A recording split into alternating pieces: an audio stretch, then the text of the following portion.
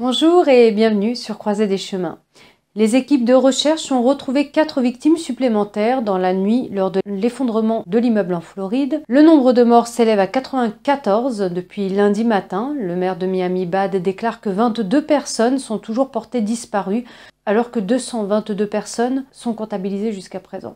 En ce qui concerne Cuba, à présent, des manifestations ont éclaté ce week-end. Des milliers de personnes sont descendues dans la rue pour réclamer la liberté et s'élever contre le régime communiste. Des Cubains manifestent contre le régime communiste, des vidéos sur les médias sociaux montrent des manifestations dans les villes et les villages du pays. Giovannis González, un manifestant, dit que nous sommes ici à cause de la répression contre le peuple. Ils nous font mourir de faim. La Havane est en train de s'effondrer. Nous n'avons pas de maison, nous n'avons rien, dit-il. Cette déclaration intervient alors que les rapports font état de pénurie de gaz, d'électricité et de vaccins dans tout le pays. En réponse, le leader cubain a imputé les protestations à une campagne de dénigrement menée par les États-Unis. Miguel Díaz-Canel, président de Cuba, affirme qu'il y aura une réponse révolutionnaire. Nous appelons tous les révolutionnaires, dit-il, du pays, tous les communistes à descendre dans la rue à n'importe quel endroit où la provocation va avoir lieu. Fin de citation. De son côté, Biden a publié une déclaration lundi appelant le régime cubain à écouter son peuple et à répondre à ses besoins en ce moment vital plutôt que de s'enrichir. Biden déclare que nous sommes aux côtés du peuple cubain et de son appel clair à la liberté et au soulagement de l'emprise tragique de la pandémie et des décennies de répression et de souffrance économique auxquelles il a été soumis par le régime autoritaire de Cuba. Le peuple cubain revendique courageusement des droits fondamentaux et universels, ces droits y compris le droit de protester pacifiquement et le droit de déterminer librement leur propre avenir. Tous ces droits doivent être respectés. Un fonctionnaire du département d'État a tweeté que les Cubains protestent à cause des inquiétudes concernant le coronavirus et la pénurie de médicaments.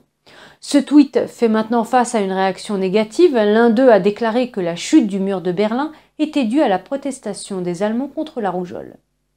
Le sénateur Marco Rubio, qui est d'origine cubaine, a répliqué en disant que les Cubains se soulèvent parce qu'ils veulent la liberté. Ils sont fatigués, dit-il, de vivre sous la tyrannie, ils sont fatigués de vivre sous des dirigeants incompétents, et c'est ce qu'est le régime cubain. Parce que le socialisme et le marxisme ne fonctionnent pas, c'est un échec partout où on l'a essayé, et cela a un impact catastrophique sur le peuple cubain. Rubio a poursuivi en demandant alors pourquoi le département d'État, pourquoi la Maison-Blanche ne peuvent pas le dire clairement. Il ne s'agit pas du Covid, il ne s'agit rien d'autre, il s'agit de liberté, alors dites-le.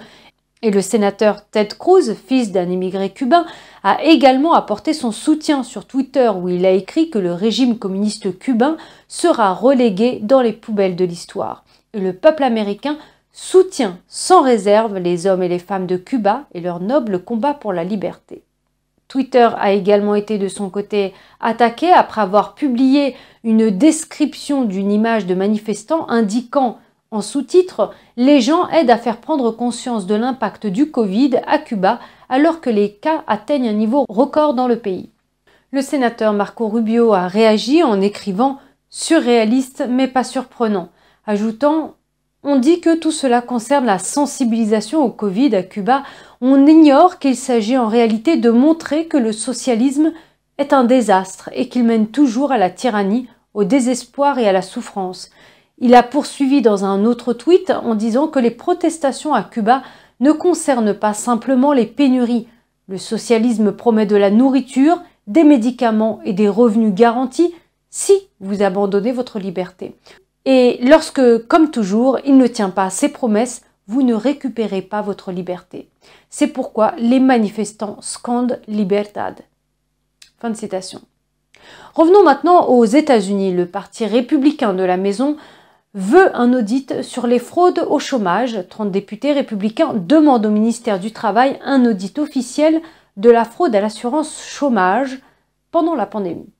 Ils affirment que la fraude est toujours aussi répandue dans les programmes d'assurance chômage du pays. Le PDG de ID.me a déclaré à Axios que jusqu'à 50% des allocations chômage pourraient avoir été volées. Et un rapport du bureau de l'inspecteur général indique que 20 États n'ont pas effectué la détection et la vérification des paiements irréguliers requises et 19 États n'ont pas effectué les activités de recouvrement des trop-perçus requis.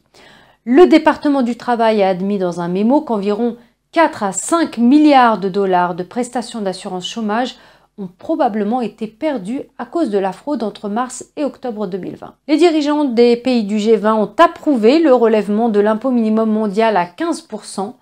L'objectif est de permettre à l'administration de Biden d'augmenter plus facilement les impôts sur les sociétés aux États-Unis.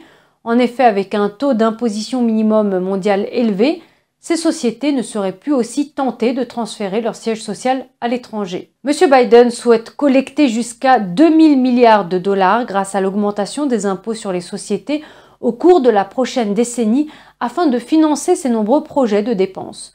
Tous les pays pourtant ne sont pas de la partie, l'Irlande et la Hongrie résistent encore fermement et la secrétaire au Trésor, Janet Yellen, affirme que le plan ne sera pas prêt pour les législateurs avant l'année prochaine. Les démocrates cherchent à améliorer l'infrastructure hydraulique du pays. Le 21st Century Dams Act vise à allouer des dizaines de milliards de dollars pour réparer les barrages du pays qui vieillissent. La représentante démocrate du New Hampshire, Annie Kuster, a proposé de dépenser près de 26 milliards de dollars pour effectuer des réparations, améliorer la sécurité et augmenter la production d'électricité des 90 000 barrages du pays. Les barrages vétustes seront supprimés. La sénatrice Dianne Feinster devrait présenter ce projet au Sénat, ceci alors que l'on s'inquiète du risque de défaillance des milliers de barrages. Les fonctionnaires d'État et locaux disent qu'ils ont des problèmes, mais les responsables disent qu'ils n'ont pas les fonds nécessaires pour les inspecter et les réparer. En 2019, l'Associated Press a identifié au moins 1600 barrages à haut risque dans 44 États, mais ce nombre est certainement plus élevé. Les rapports d'inspection ont cité une variété de problèmes tels que des fuites et des érosions et même des trous causés par des animaux.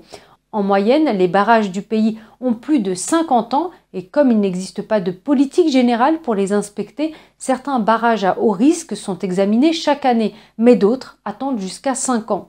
Et à présent, je vous propose de nous évader quelques instants avec le milliardaire Richard Branson est devenu la première personne à voler dans l'espace à bord d'un vaisseau autofinancé. Branson était l'un des 6 employés de Virgin Galactic attachés pour le vol. Le milliardaire excentrique a présenté cette mission comme le précurseur d'une nouvelle ère de tourisme spatial. Virgin s'apprête à lancer des opérations commerciales l'année prochaine. L'entreprise a lancé une rivalité très médiatisée avec son collègue milliardaire Jeff Bezos. En effet, ce dernier, âgé de 57 ans, avait espéré être le premier à s'envoler dans l'espace à bord de la fusée de sa propre société spatiale. L'avion spatial d'un blanc étincelant a été transporté dans les airs dimanche, attaché au-dessous du jet à double fuselage nommé Eve en l'honneur de la défunte mère de Branson. L'appareil a décollé de Spaceport American, une installation publique située près de Truth, au Nouveau-Mexique. Virgin Galactic loue une grande partie de ce site de 18 000 acres, atteignant son point de lancement à haute altitude à environ 46 000 pieds. L'avion fusée pour passagers VSS Unity a été libéré du vaisseau mère. L'équipage a ensuite allumé sa fusée, la propulsant à une vitesse supersonique dans l'obscurité de l'espace à quelques 50 km d'altitude. Richard Branson, fondateur du groupe Virgin, a raconté qu'il était autrefois un enfant avec un rêve, regardant vers les étoiles et maintenant, dit-il, je suis un adulte dans un vaisseau spatial regardant en arrière vers notre belle planète.